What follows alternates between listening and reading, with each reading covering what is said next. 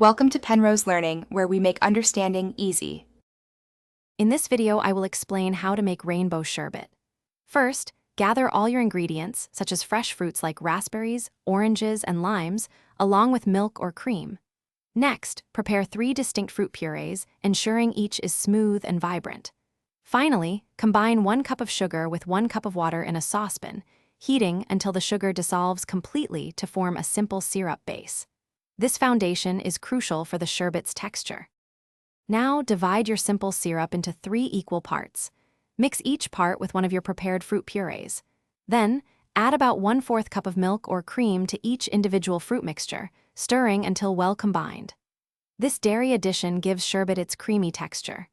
Next, churn each flavor separately in an ice cream maker according to its instructions until it reaches a soft-set consistency, similar to soft-serve ice cream.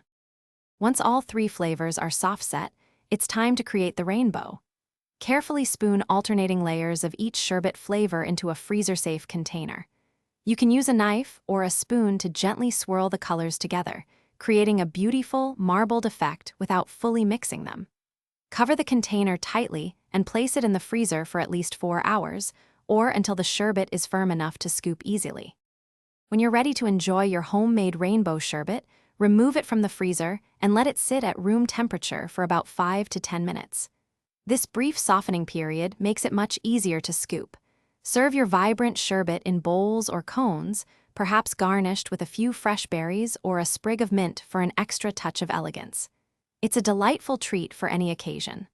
Also, remember to check the description below for a link to the Oala water bottle and other great deals. Thanks for watching. If this was helpful, leave a like and consider subscribing. See you next time.